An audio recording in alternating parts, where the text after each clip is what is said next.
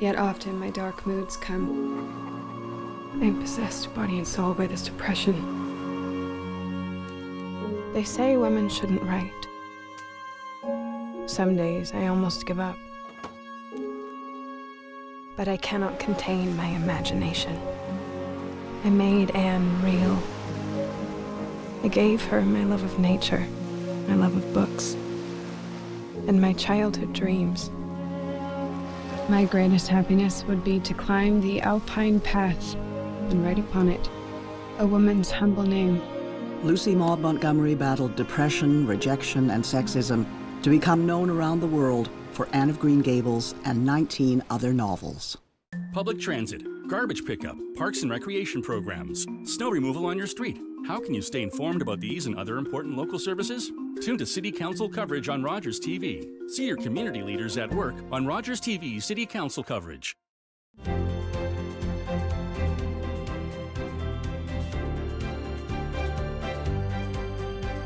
You're watching Rogers TV. The opinions expressed in the following programs are those of the participants and do not necessarily reflect those of Rogers Cable or Rogers TV.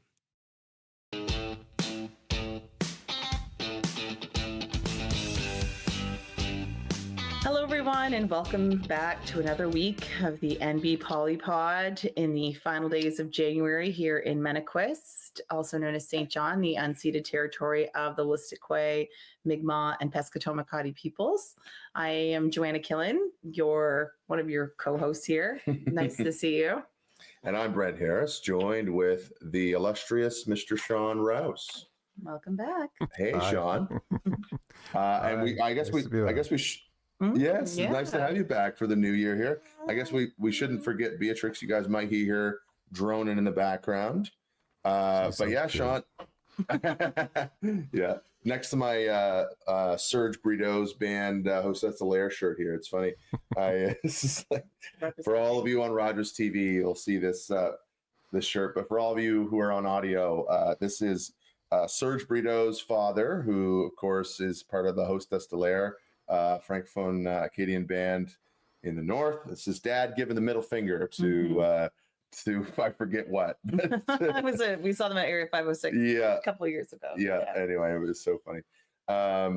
Anyway, we're excited because this is like a bit of a series we're doing around focusing on the audience. And Shawn is both audience participant, co-host, contributor, like it's just third wheel. Shawn's all of the above. And we've had a few of you express interest in coming on here. Some of you have said, well, I'm not really into being recorded. So, hey, like we don't have to do the recording. For those of you listening to this, we want this to be a bit of a focus group. And maybe for our listeners who are a little bit gun shy, you can kind of hear how we're hoping to frame this for Shawn. So what we thought we'd do, we'd ask Shawn some questions, but we'd also give our answers and then just segue from that into a normal chat about what's going on. Because ultimately, like we want 2025 to be audience led as much as possible on the topics, the issues, and just build a bit of a calendar, whether it's just, hey, I've always wanted to hear from the mayor of Shippagan, right? We know the mayor of Shippagan. We just nailed down a new guest for a couple weeks from now. Nick Scott, who started the Govmaker, was one of the architects of Govmaker. So he came out of the woodwork kind of as an idea. So we'd love to hear, Shawn, too, some ideas that you might have of people we should have on the podcast. Yeah, so guests is a good one. Yeah, we have a notepad and everything where we are ready. No pressure. No pressure. I know we didn't even give you these questions before. No, we gave no preface on this, mostly because we fly by the seat of our pants over here too. Don't have any illusions. Sometimes we roll into these pods very last minute, just trying to make time with everything else we got going on. But yeah, like I think starting with the focus questions, like coming out of 2024. So we're thinking future oriented here, Shawn. What is a hope before we get into like topic specific or whatever? what is a hope you have for 2025 that like you're holding on to, or you've sort of put in the back, say, man, I hope this is something that happens specifically in New Brunswick. Like, let's leave out the fact that Donald Trump is pulling some moves. Let's leave out the fact that Justin Trudeau has pulled some moves, and Mark Carney and Chrystia Freeland might pull some moves. Like, take out everybody else, like just New Brunswick. What's something you're hoping for in New Brunswick in 25? Well, thinking about the last election, and we have a new government now. We've got new feet on the ground. We've got a lot of new perspectives. They're not afraid to break some furniture and throw it out and bring in new perspectives. So that's great. I think we have been sort of in the, as you mentioned, the Blaine Higgs eras for 6 years, and with a very centralized, almost a cult of personality type government, especially after he won the majority in 2020. So, we still have all those same problems, though, that we had before, that Blaine was rated, the lowest in Canada on, around social development, around healthcare, around education. Those problems are still there. And I think, everyone's cutting the Holt government a little slack right now as they're just getting their feet wet and getting into their ministries and so on. But, I think people's patience is about to run out. So what is the answer? What is the plan, and when will the results be visible on all of those promises that we heard from the Holt government during the election? That's one thing I'm looking forward to seeing and trying to understand. Now, I mean, if you look at something like what they did with Policy 713, she went even further than Kelly Lamrock recommended. And it was actually, I was part of a group of 400 people who signed a letter to the government that said, hey, maybe you shouldn't let a principal be the only person to decide whether a kid has capacity or not. So, that's something that after the cloud of Blaine Higgs blew away, the community felt safe enough to come out and say, now that we know that there's someone receptive who might listen to us, here's actually what we think. Right. So I think there's a lot of opportunity to get that kind of feedback from healthcare practitioners, from people who have expertise in social development. The thing I was really taken with in the past year is Kelly Lamrock's How It All Broke document. I'm sure you guys remember that. Yes, a report that was just sort of describing, he constructed it while he was doing his senior care kind of report and deep dive on what's wrong with senior care, the senior care model. And he broke that part out to be its own standalone piece because it applied to healthcare, social development, education. All of these areas where we're having issues and we want to make measurable progress. But he identified, systemic issues with how things are funded, what kind of budgeting, that there's no results-driven planning that happens, that we don't know how we measure success, that we wait till things are in crisis and then we throw money at it and try and make the problem go away. And until then, we starve it right up to the point where it's in crisis. I mean, you think about some of the problems that we've talked about recently and on this podcast. I mean, you can see a lot of symptoms of that kind of thinking where you almost wait until it's in crisis and then there's tons of money to throw at it when it's almost too late. So so I'm gonna say, like, I based on what you were just talking about there, Shawn, as far as like that hope for 25, settling the pieces around how it all broke document by Kelly. And I'm just underlining Kelly as somebody that we're going to headhunt to get on this pod. I'd love to. I mean, Kelly's a friend of mine. I can ask him if he wants to come on. amazing. And he might do me a favor. You never know. I'd love to pick his brain about that document. Absolutely. He really did a great historical. The historical research part of that one was most impressive to me, because I think it does just prove our point around just how, a little bit of around the neoliberalism piece of the 90s and what the cost saving measures that went into healthcare and how they really did restructure everything to, cut a lot of red tape. And it's funny, I saw a picture, I was looking at pictures, and it's a District 10. And I just remember all those different school districts and everything they've done to centralize everything. I was in District 10. Yes, you were. That's right. I was in Charlotte County, District 10. I was in District 8 and then 20 and then all of that. So it's like all of these years of, the restructuring around healthcare, around schools, all the centralization piece that we've experienced in our generation, especially. True.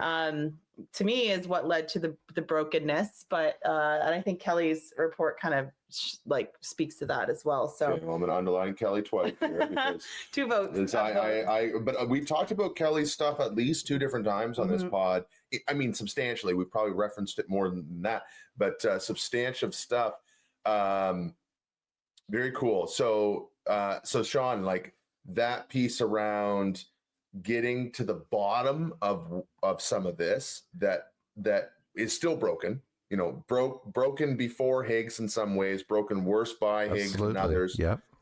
And in 25, where we have this new government, can somebody explain to us how we're going to unbreak it? How we're going to fix it? Rebuilding. Unbreak it. Absolutely. Yeah. That's what it's, and it is, he describes a whole kind of paradigm shift in governance that starts in the premier's office and in the finance office. And he describes how those offices hold a lot of the power here in the province.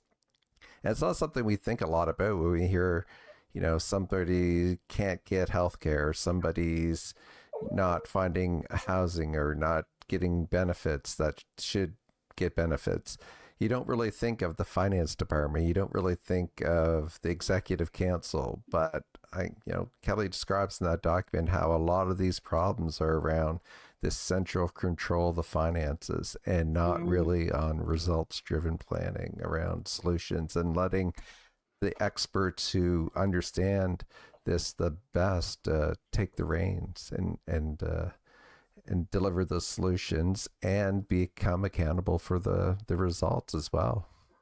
No, that's great. That's a really clear answer to that. Hope for 2025. Is there anything you would add to yours, Joanna? I think we've kind of covered this in our last episode or two. About kind of our predictions, I guess, essentially. But I guess I would say our predictions are more of our cynical side. This is the hopeful side. This is our we've learned cynicism from being exposed to this cesspool of politics. We're gonna prefer to lean into our optimistic side about what are we hoping for. There was such we talked a little bit about this before we came on, the ultimate hangover basically that was after the election. Where it did feel that politics was this forefront for 6 years, really was.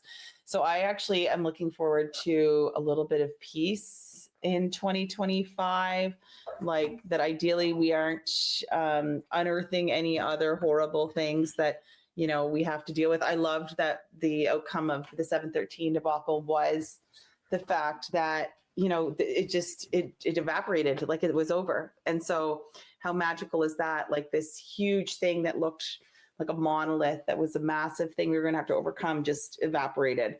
So that means this is possible, right? There's potential for that. There's potential for things and issues to be solved quickly and swiftly and meaningfully.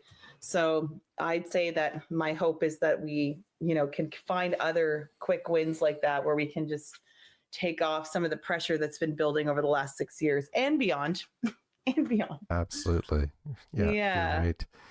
Yeah. And I think one thing Susan Holt has going for her right now is, I think genuinely, some might argue it's just good politics, but she has this aura of, I'm listening, I'm responsive, I'm here for you. And I think people feel that. They feel the difference in the attitude of the government now. So are there going to be more people that come to the table with solutions? Or are people going to check out and say, okay, now we'll just let that team go and run with it, and we'll complain when they screw up? It could go either way, frankly. It's a good point. New Brunswick's in an interesting place. And for those of you watching if you're watching us on Rogers, and we're moving around here, and that's distracting. I'm sure it's distracting you, Shawn. We're just trying to go roll with the punches with B here, with Beatrix. Make sure she doesn't cry. Yeah. Just Life trying to with kids. I know what it's like. Absolutely. Yeah, we're doing a weird thing, but we're paying attention, and I'm listening to what you're saying. And I think it's like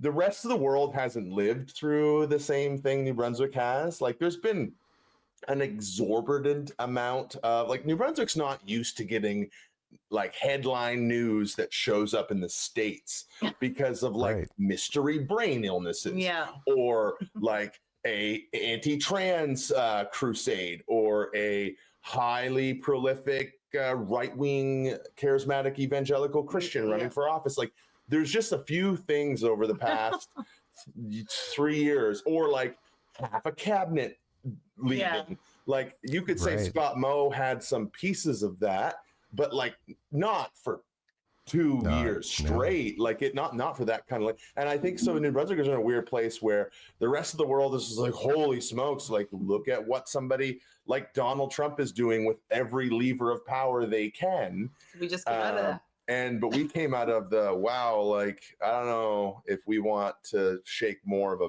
boat here too much. So I kind of see what you're saying. Like, our New Brunswickers going to have a little bit more grace about the expectations of government, or are they going to continue are they going to breathe for a few minutes and then just come up with a baseball bat here in summer or something? You know, I think the Liberals should enjoy their honeymoon, because people are going to expect results, and they've probably given them some grace till now. But talking about power bills, for example, which is probably last week's biggest story. I'd say this week's biggest story was the 713 settlement. Yeah. But last week it was all power bills, and everyone's talking about what their power bill is. And I mean, that's. So for you guys, how big did it jump? We're not a fair comparison. So like, we've only been here since last March in this house, and this is a big house. We have 6 kids, so we had to find a big house. This could be completely like reasonable for what this home experienced, but like, it's the biggest power bill I've ever seen in my life. Yeah. And I will say that even from running the tool library, which runs, 220 volt machinery at high amperages, but not all the time. So it's like, the tool library has never had a singular bill as big as the one we just experienced, but the tool library isn't a constantly run. It's dead from, after 5 o'clock most nights. It's in the winter. It's, we keep the heat low. Like, we don't have to worry about pipes freezing in the building. Like, there's all kinds of dissimilarities here that I can't really account for. But what about you though? Still, we were at the place where we were like, that's the biggest bill we've ever seen. So it was a bit of a sticker shock to us. But what about you? So I've heard 2 camps, I guess, on this. And the first camp is sort of like, it's higher, but rates went up. There's more billing days in December. There was what's the other thing?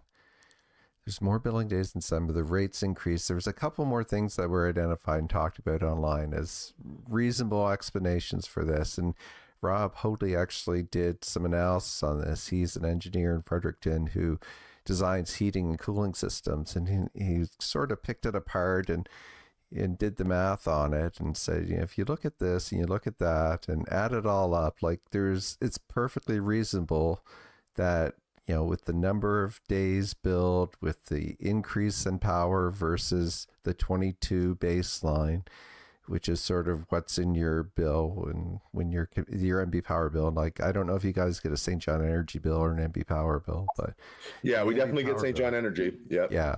So in the NB Power bill, it compares back to 22. And anyways, they did all of this comparison and added it all up, and it's like, it's perfectly reasonable that there could have been a lot more expensive this month. up to the number he gave was 57% higher was what he was able to explain. I thought, okay, well, that makes a lot of sense. And so I tweeted about that, and someone said, no, mine is double. I was like, double? Is it really double? Has anyone got a double power bill out there? And, I haven't seen any of these bills personally with my own eyes, so I can't tell. Mine was higher, but again, I thought it was reasonable. And we share the power bill with my daughters for her apartment. They had to have us co-sign because she's in university, blah blah blah. So I get the bill and I see it every month, and theirs was normal as well. I mean, it was a little higher. It wasn't even 20% higher. So I don't know what's going on with all these power bill stories. Is it a nothing burger? Is it something? Yeah, no. It's a good question, because I look at this and I think to myself, I have two thoughts to myself, right? One, NB Power has such a bad track record in this province across multiple governments that you're just sort of like, well, it's probably come due. The bill for poor management and, high wages for, a relatively small power commission in the grand scheme of things, and blah, blah, blah, like add on the lack of economy of scale, like let's nuance it a bit, but like maybe the bills come due for us. I think that. But then I also think to myself, like, are you kidding me? Look at what would be my bill for this level of consumption in Germany? What would be my bill for this level of consumption in Japan? You look at every other G7 country, and Canada, even New Brunswick within Canada, scores one of the lowest energy costs per kilowatt hour. So it's like, I mean, hard not to think, wow, people who are paying for oil furnaces are really having a hard go. And I know Joanna, she just stepped over with the baby there. She'll be back in a minute. She, like, when she had a oil bill, like that was pretty prohibitive and like traumatizing, and depending on when it would come, like how you could plan to, like, okay, well, I'm not spending a whole lot in October, so I'll make sure I fill my tank in September when I have a little more money, and that'll last me till February, and I'll make sure, like the planning that goes into it right needs to happen, or else all of a sudden you need $1,000 to come up with so your tank's not run dry at the end of January, and you just did Christmas and you don't have the credit space. Like, all of those things can definitely be problematic for people in that category. But it is difficult to like be empathetic to people who just don't know any better and don't do the research. At the same time, you think it's also hard not to agree with them that this is a really raw deal for a province that's been frustrated with its power commission for the better part of a decade. Right. Not and that's 20 years. Exactly. So, and to your point, I mean, a $5 billion debt, you think about the fiasco projects of the ore emulsion and La Pro, and not just the refurbishment, but the operating days of the recent refurbishment. They had to take it down again. And I think people are generally frustrated when they see that debt level, and they don't understand how it's gotten so bad, and what's the way back. Is it just going to be pay interest on $5 billion and then do Mac to quack? Or that's the way forward. Right. I don't know. Yeah, that's a huge one. Like, and then again, that's why we get so frustrated when we hear them talking about investing in new stuff. It's like, that fiscal conservatism kind of goes out the window when you hear stuff like that. To me, like, as much as I'm again not a fan of untested technology, given our history. What, Joy Scientific wasn't a good idea? Oh God, right! I forgot about that one. That's the worst one. That's the worst one, and that was like magic beans. Like, Yes, oh it my was. God. We are going to split the hydrogen atom like you've never seen it before. It's going to be fantastic.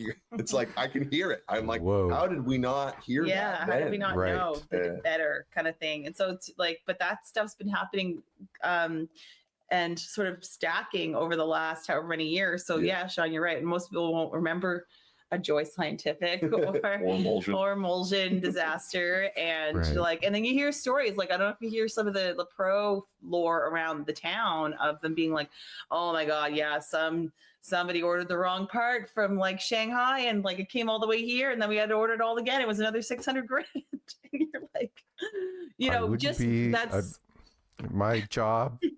My day job is project manager, so that's a typical project management challenge that, you know, order parts, fulfillment, did you order the right part, and managing these kind of risks on big projects. Now mine are all IT projects, so it's more apt to be like a piece of code or something was more complicated than you thought.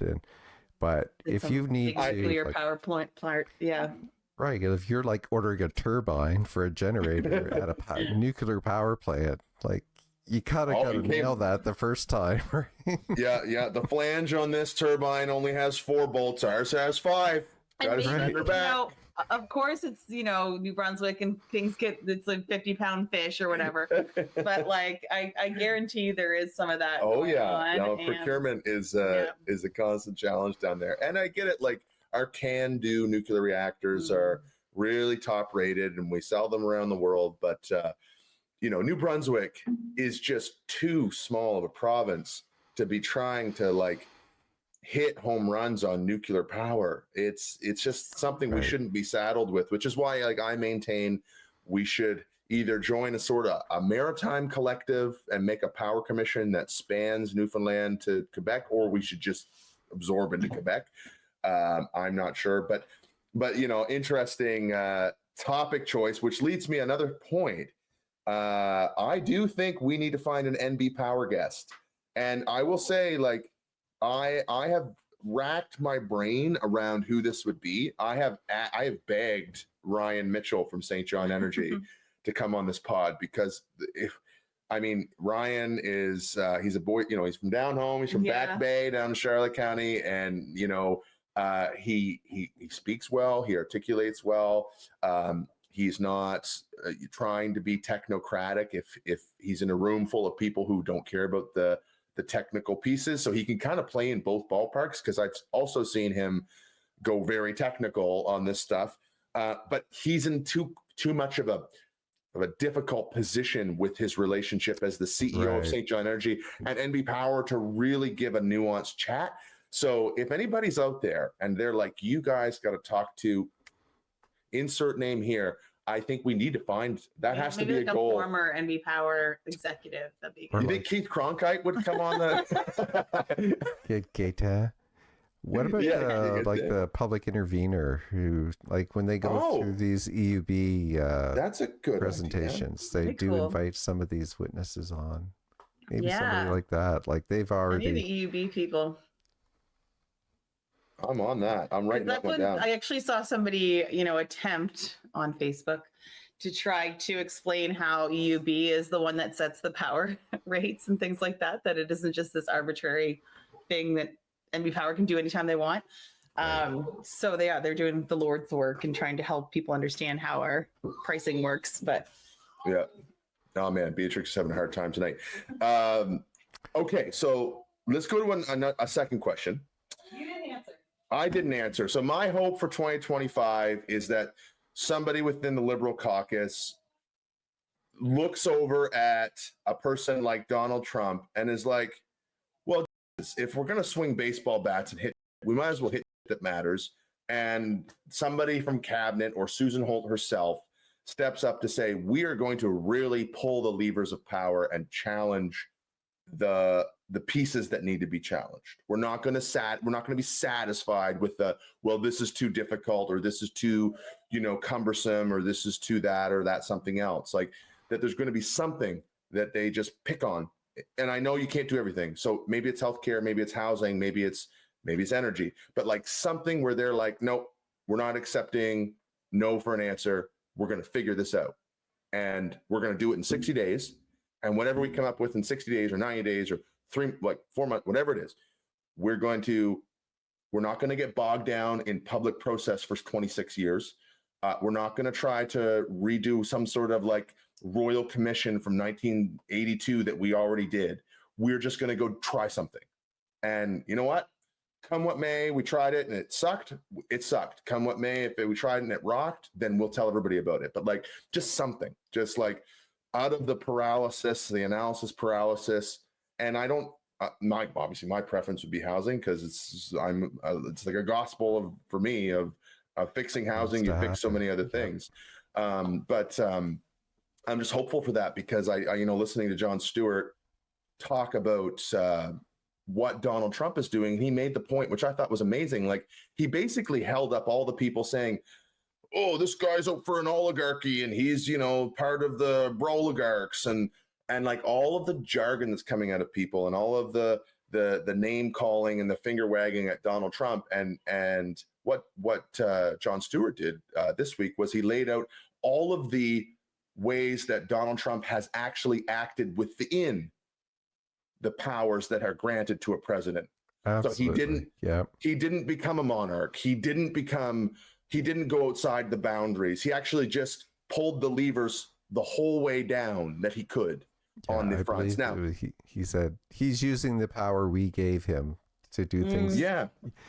You may not like, but we gave him the power and we're letting him do it. Yeah. And we're going to figure out whether it's better or not. Like, so I'm kind of hopeful that like there's some other people in New Brunswick that are like, well, maybe I'm going to do that in my department or in my government. Right. So I'm going to use my powers and use them. Right. Yeah. And like challenge the people. And anyway, we'll see. New Brunswick's not a place where that's an easy place. To cut the government some slack, we're not, like, it's hard to be Doug Ford. You can kind of see Doug Ford tracking that way. He's becoming a little bit of the Captain Canada, which I can't believe. Like, I know. As somebody who lived in Toronto, not in, but like around Toronto during the Rob Ford era, and the Doug Ford was just the brother that would come along and be like, well, Rob makes a mess, and, pat his brother on the shoulder and be like, well, I'm going to clean up Rob's old mess, but, we're in it for the people. And like, that was Doug Ford. Like, he was the second fiddle, and he was just sort of the responsible cleanup call. And now he's just like, even lefties are loving him because like he's not taking the Danielle Smith line. Like, so, he is very much out for Canadians, which is anyway, yeah. Turvy land. So he's pulling some levers, and I appreciate that to some extent. Yeah. Yep. I think he's seeing, the Nova Scotia election and the New Brunswick election. He's thinking we're more like them than we are Alberta. So the play absolutely to the center. Yeah. Good point. Yeah.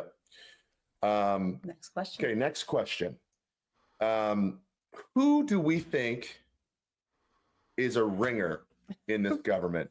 Like, if you had to pick someone, Shawn, that you're like, hey guys, because you guys painstakingly went through every single and we didn't do it. We lacked Joanna's intrigue and analysis on this. Maybe we can gain some of this now. But you and I did, Shawn, go through every candidate, and like, who do you think is a ringer that that's like somebody's going to make some like noise in 25? Or no. I don't know if it's dark or light, like somebody who's just going to really shine bright.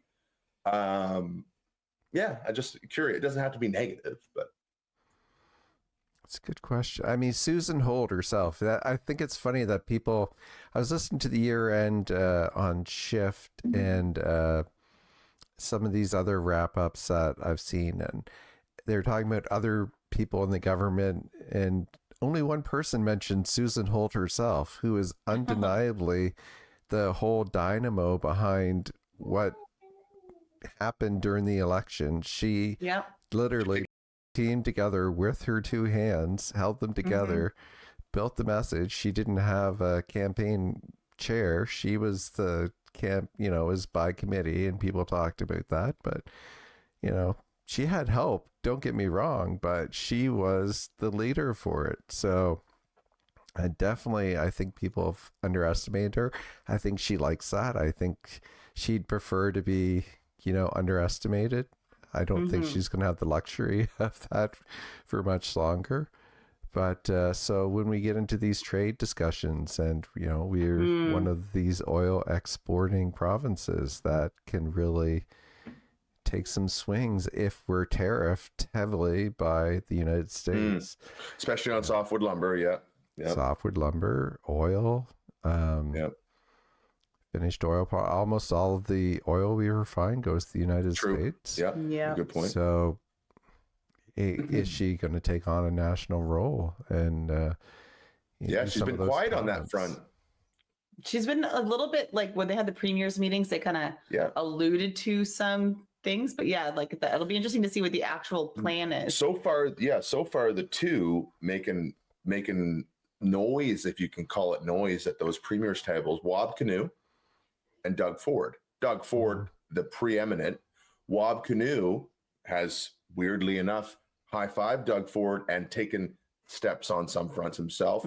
David Eby's a little quiet for what I was expecting. Scott Moe, Danielle Smith has just basically given the middle finger to the table and been like, I'm doing it my way. But can you imagine what would WWHD? What would Higgs do? What would Higgs be doing right now if there's a potential trade war with the U.S.?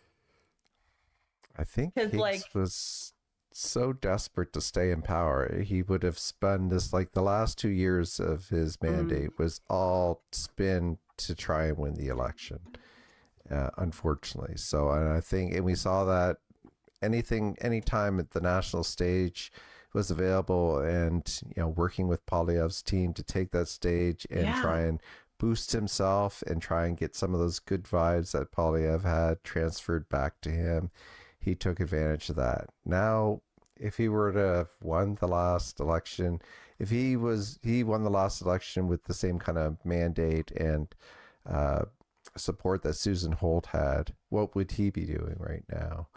Yeah, I mean, would he be doing anything differently than Susan Holt? I don't know. That's I think he would have. In those calls. You kind of think that, though, because Higgs spent so much time out west fundraising for his campaign, and because of his comments like, well, I think Alberta's right to question the equalization stuff, like that kind of sentiment. God, I know what you meant. You got to think that he probably would have tacked to team Danielle Smith, and that probably would have changed some of the equation. Well, it really, absolutely, Susan Premier Holt is walking into a trade war that didn't even exist when the election was happening. Well, it kind of did. I remember him saying that before. No, you're October. Right. You're 100% right. But we were also still being sued by the United States government at the World Trade Organization for JDI's ridiculous stumpage fees that they pay, which is basically a subsidized market that they like. This was all this the softwood lumber piece has been a problem for a long time. But you're right. Nobody was threatening 25% tariffs over it. No. So I don't know. To walk into. So who do you think is a ringer? Oh my gosh. No, you first. Me first? Yeah. Well, I'll say this. David Hickey's showing some game to be a potential ringer. Oh, wow. This is a lot coming from you. Yeah, I know. This is somebody who fought with David Hickey around the council table about many things. But, he stole a good communicator from the city of St. John, Colin O'Brien. Also a great former ex-employee of the Tool Library, strangely enough. So David's got a right-hand person there with Colin who is very, I've talked about Rookie Smarts, the book by Wiseman, Kate Wiseman. Oh my God, I'm forgetting her name. Anyway, great author, Harvard School of Business type. Anyway, Rookie Smarts, the book. I love it. I love seeing a very young, inexperienced person in a position. Liz Wiseman. Thank you. Yeah. And so I think that they are showing they've got some good video. They got some good communique. When Colin took over the mayor's communications at the city of St. John on social media, it really did change things because we went from having this passive push information out game to having a push information out actively and then respond to comments actively. It became a two-sided sword, which was a big, for someone on council that cannot speak to be on behalf of the mayor, you're always in this weird position where you're like, well, I'd love to show up and respond to this person, but I have not got the mandate to speak on behalf of council. So, and I get myself in trouble for tacking too close to that line anyway. So they've demonstrated some capacity to be the ringer. But I'm going to say Dr. Dornan. Okay. I'm going to say Dr. Dornan is my pick for the ringer. Although I take your point about Susan Holt. I think she probably should get some wind in her sails from this leadership campaign, because she's the only successful liberal in the country. For sure. Yeah. I mean, if you look at these upcoming, the past elections we've seen so far, she's the only non-conservative to be elected so far this year. So, and that's difficult to do in this political environment where there's so much anti-liberal sentiment right now. And it's going to be, now that Justin Trudeau has left and he's not such lightning rod, that dynamic's going to change as well. So I guess we'll see. I've got another name, but you go first, Joanna. Okay. See, I was going to say David as well, because he's coming from a place that has such a pronounced housing problem, and not that Moncton and Fredericton don't. It's just that, he actually has all of this lived experience with the problem. So I feel like that is opening up a pathway for him to actually take something that was still really in its infancy. Housing NB was just brought back from the dead.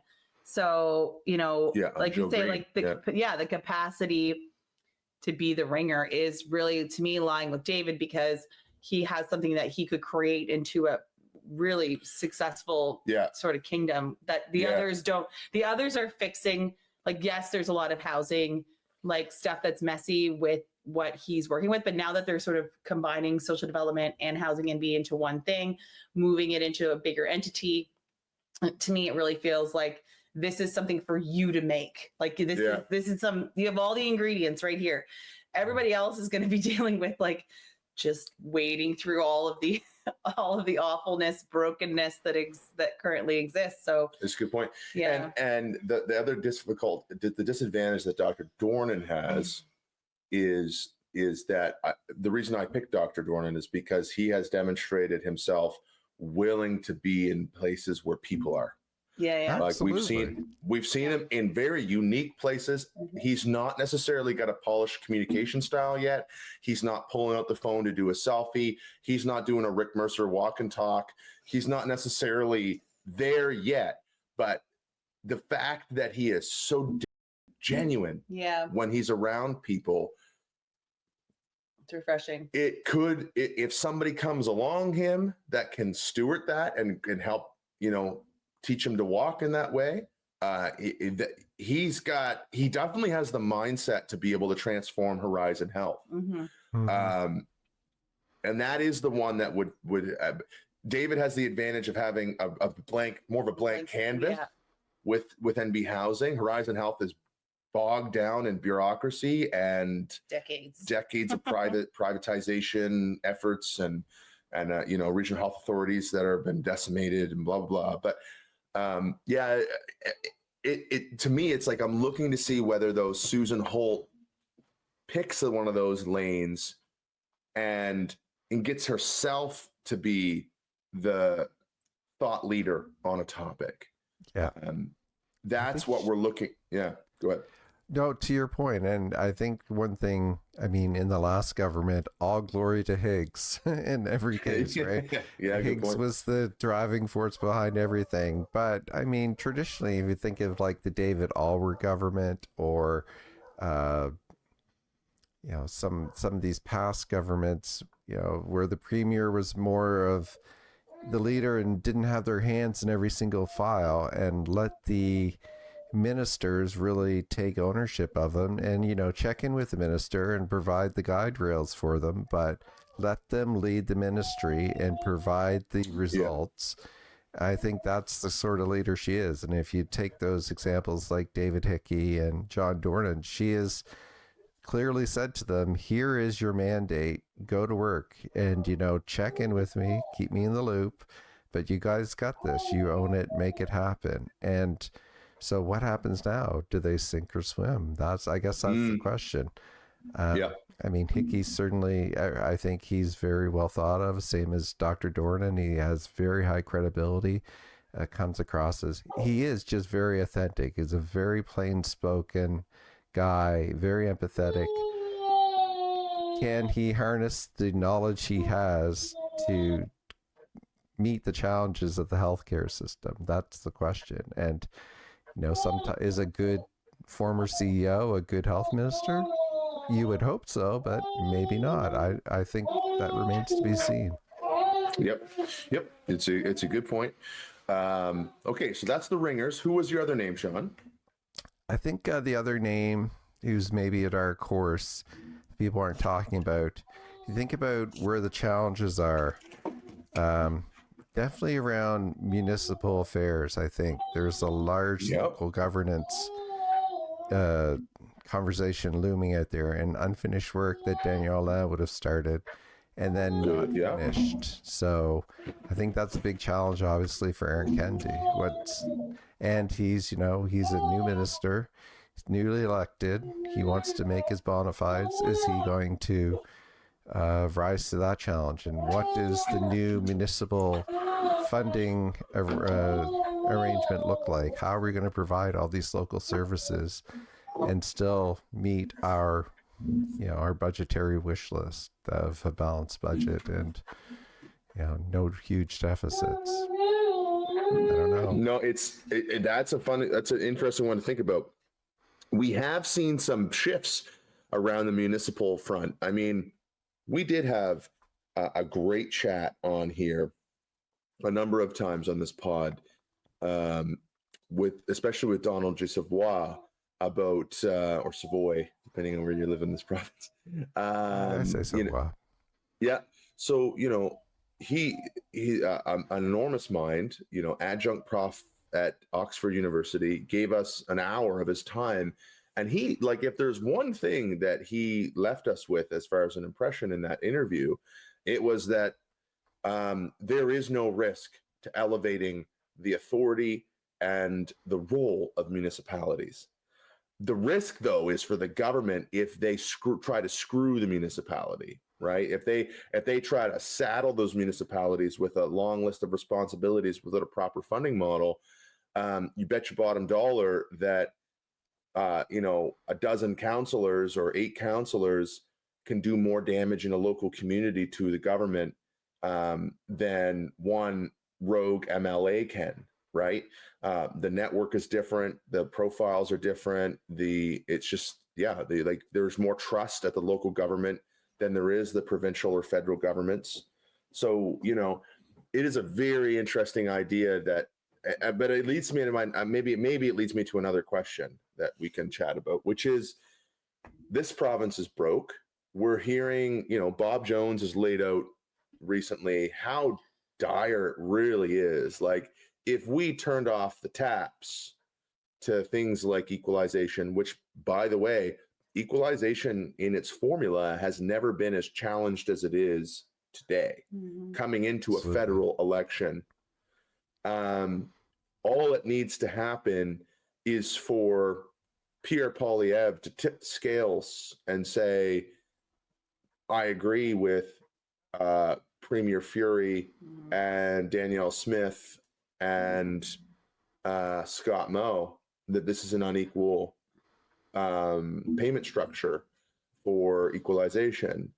And you would get a very interesting dynamic politically where Pierre Poilievre, sorry, I have no clue why my phone just came on, but anyway, where Pierre Poilievre would all of a sudden be seen as somebody who's bringing people together, because it is bizarre to see Andrew Furey, Liberal Premier for Newfoundland, in a room with Danielle Smith, Conservative Premier of Alberta, and David Eby and these others talking about this bad formula.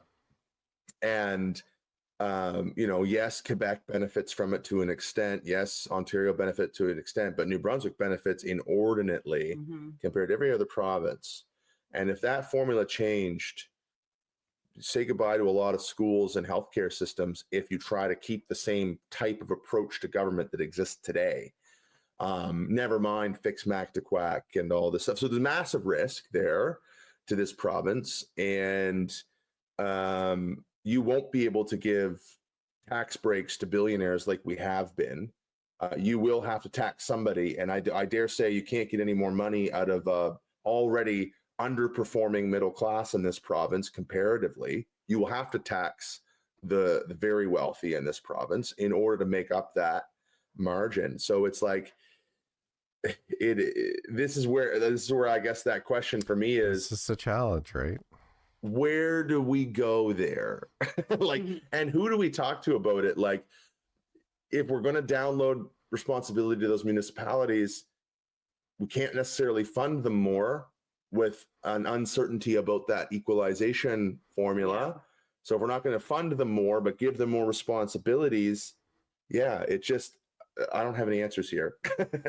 No, I don't either. But I think this is, you and I have had these chats, and I heard your comments before, but on one of the other podcasts that about where you and I were having some of these chats. Oh, yes. And that's the challenge is if, let's say, we do have a funding cut at the equalization level, and, it's no secret, Blaine Higgs's big debt reduction was all federal money that arrived in the province, was not budgeted because he believes in starving the beast, and then he just dumped it all into the debt at the end of the year. So great. I mean, that's done and in the past, but going forward, if we do have a shortfall, how do we manage that? That's a good question. And is there any appetite to, I mean, I think you're thinking there's big buckets of money that are untapped in that wealthy or business class. Do we bring some of those dollars in?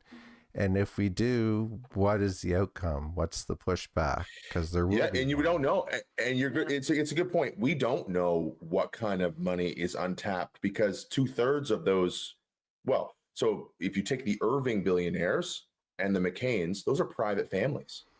Like they're not corporations. They're not publicly traded corps that we can hack into an investor's call and have it's just their words. So it's hard there. That adds to this like layered challenges you guys are talking about. And, when you have someone saying, I genuinely don't have any money to pay you guys. If I do, then we're going to have to close our mill or whatever the threat of the day is.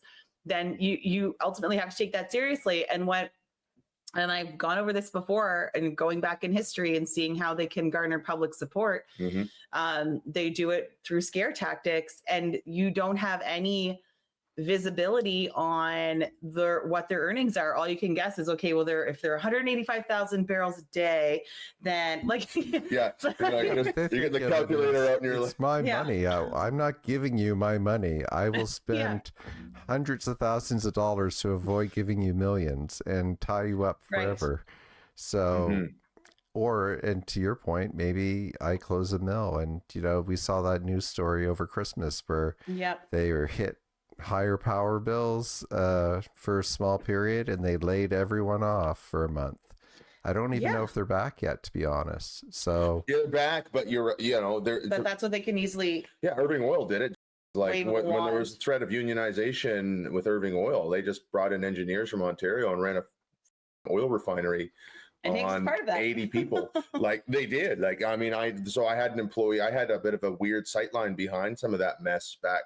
That was over a decade ago. When was this? When Irving Oil really shut down and everybody was on strike for weeks. I had an employee that came on to work on a construction team with me, and his father was one of those engineers, and his whole family moved here from Ontario to take that position. And he was running this engineer, I won't name the name, but he said he was working 80-hour weeks for 3 months and made an absolute ridiculous amount of money. But that was what they did. And people are always willing to step up to do that. If there's that kind of money at the table. So it's a scare tactic that you don't know how far can they go with it. It's like, you don't know how sharp the knife is. And you don't know, first of all, you don't know how sharp the knife is. Then you also don't know how long the knife is. So it's like, you're going to get stabbed. You don't know how deep the cut will go. And if it's too deep, it'll puncture your lung and you'll die. Right. So like, this is the problem we have, where it's like, I'm just hoping that for the love of God, we can return to 1950s capitalism and not 1990s crony capitalism. Like, I'd love to see a 92% marginal tax rate like Eisenhower had in the United States. I'm a weirdo, right? And it's probably an idealistic, weird I hear reality. what you're saying. And I mean, don't we all agree that with, some society that, where people don't make a large profit at the expense of people who don't have enough exists, that would be great. I mean, it's probably not going to happen anytime soon. So if we do, there's your idealism. Coming back to your point though. Yes, thank you. What do we do, if we get some of these negative financial headwinds? That's definitely something to watch in the upcoming year. And who can we talk to about that? Like, who's somebody who's, I mean, I know not the top 5 economists in the. We're not talking to the economists in this province. All the Davids. David, yes. You're not talking to David Campbell. David Campbell. No. David Campbell. No, I like David Campbell too. There's just, we just joke because there only seems to be like 3 or 4 guys. I'll talk to Sally on. Is there a woman? Is there a woman? Well, I would love to talk to. Yes, there is a female economist that's making waves in this country, not so much this province, but. So that's a guest to talk to, though. Somebody who's got a bit of a different take on some of that, and like, can they corroborate or not? And then, is there anybody? So I think we've just spelled out 3 guests. Sorry, 4. Can we get Susan, Hickey, Dornan, and Kennedy on the podcast? That'd be cool. Because they might be the Ringer episode. The Ringers. The ring, like, we'll all come back to the Ringer series, and like all 3 of us will just get a chance to like come with 2 questions. Like, this is a safe space. We're not going to ambush you. There's no baseball bats. No, but we know let's you've talk listened about before. They all have. Maybe it's just a Shawn and Joanna series. We'll leave Brent. We'll leave the hammer out of it. It's just the sunflower and the sunshine. That sounds better anyway. I'm overdue for my vacation. You had your vacation. Yes. Giving birth was a great vacation. Yeah, it's such a vacation. I'm not touching it. Oh, God. Good. No, that's a really great idea, though. I'd love to see that roundtable. And then I think an economist. Yeah, Richard Salliant would be my preference, but I'm game for any economist. We got to get somebody who's good. Yeah, absolutely. Yeah. This new economy is, it really is going to be about that response, I think, and how we're able to be nimble or not in this upcoming thing, because you can't predict anything Trump's going to do. So it's very much like, we weren't talking about tariffs at the election, and that probably would have been a pretty significant election piece, right? It's a good point. If Trump if there had been more traction around Trump then that there is now, Blaine Higgs would have had a bit of an easier pathway, because people would have been like, oh, well, we need somebody who's been in business and tough at the helm, and that would have been tempting for the voter to buckle under. So, possibly, or someone who has that long history with a big industrial conglomerate here in the province. Might think maybe there could be better positioned, but I'm not sad to see him gone. So no, it's a breath of fresh air, and we've said this since we've been back. It's like, it's so weird. Yeah, what are we talking about? But this is a great chat, and we are like, I mean, I wasn't sure how far we'd go. I knew it'd be an hour. I know it'd be an hour too. We always do like, we can't sneeze on a conversation with Shawn and not spend an hour. So, Shawn, thank you so much. We're gonna be back with you very soon. We got some great ideas here. And again, any of our listeners who are listening who are like, well, I don't want to be recorded. Look, we don't have to. Look, we have pen and paper. Yeah. We can just write down your ideas. Or just tweet them, email them. Yeah, I'm sure We'll listeners tweet it out.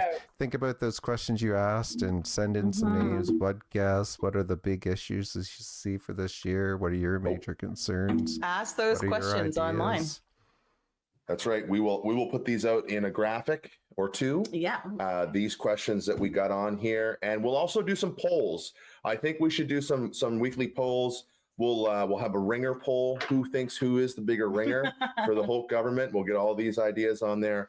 And guests you want to see, like a write-in option. You got our contact down here, nbpolypod@gmail.com. For those of you who want to go and support us on Patreon monetarily, or if you just want to be a free member on Patreon and just like get the odd email that comes exclusively to that. And it is odd. It's not very frequent. But thank you so much to our Patreon supporters who have done that. Through the new Patreon supporter that signed up yesterday. Rogers TV for hosting us. And Baby Beatrix for going to sleep. Baby Beatrix for falling asleep and making sure Sleeping babies are always a blessing. Period. That's right. I know. They're so cute when they're awake, but they're great when they're asleep too. Absolutely. All right, Shawn.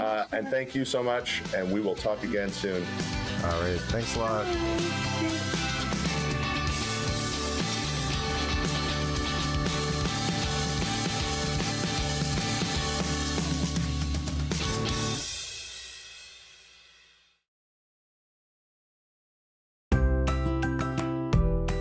This is Rogers TV. The following program was provided by a valued member of our local community. Rogers TV is proud to support local producers and share local voices, ideas, and opinions. For more information, please visit our website. Welcome to the Lou and Sue podcast, where we chat about life, love, and what we've learned. So grab your cutest mug and join us.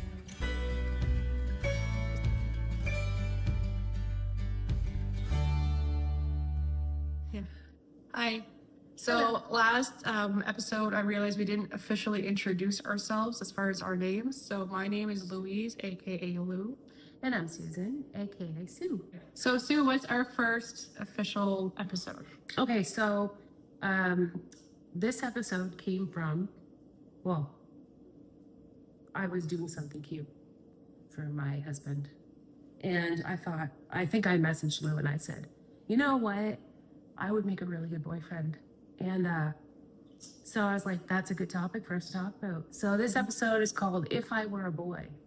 Yeah, and it's what we wish guys would know, which we would wish guys would understand. What they would do for us. I think generally, at least in our case, both of us, we're pretty simple. We don't need much. But if you give us the bit that we think should be easy to understand that you should do. The bare minimum? Well, more than the bare minimum. Just because we don't need much doesn't mean that we only deserve the bare minimum, but we at least deserve the bare minimum to start. Plus, if you know, these couple little things that we're going to talk about today, where it's just like, for us, it should be common sense. Obviously, for our men, it's not. But we want to talk about it because it's something that we talk about a lot. I feel like male common sense and female common sense are two very different yeah. Two different people, different things. But I also think that goes as far as like kids' common sense would be different, right? So I think we have to understand where people are at. Different cultures' common senses would be different as well. Yeah, exactly. Yeah, there's so much to that, and we've had this discussion many times about over our entire friendship. I don't understand. I'm like such an easygoing. Both of us are very easygoing. We're not. I don't even know what the word is I'm looking for. But we're not high maintenance. Not at all. And with ourselves or with our expectations of other people. So it just feels like sometimes it's like if we're asking for we ask for so little, and it's almost like that's too much. How do we? Yeah, I think something that we're kind of learning now is that part of it's our own fault. I think we hope that they figure these things out, but at the same time, it's like we can't just expect them to read our minds. So I've been a big catalyst for saying, look, if I feel like I need a date, I'll say that I need a date. But after 6 years of doing that, can you just come up with one? Well, it's Why one do of I those have things to of keep like, asking you for it? it's like, so if you like flowers, Yeah. okay, and I hear this a lot. Oh, she told me she doesn't need flowers or she doesn't like flowers. I still appreciate you getting me Guaranteed, some. she's not going to actually get angry at you getting her flowers. Yeah. But like, if I have to remind you that it's been 6 months since I've gotten flowers, or that you never give me flowers, like there's a TikTok where this girl was pruning the imaginary flowers that her husband got her. I love that. It's so true. But if I have to remind you, then it really takes away from the specialness of getting the flowers. And it's not the flowers, guys. It's not about the flowers. It's the intention. It's the intention. It's the fact you had to go into a store and you were thinking about me, and you were thinking about making me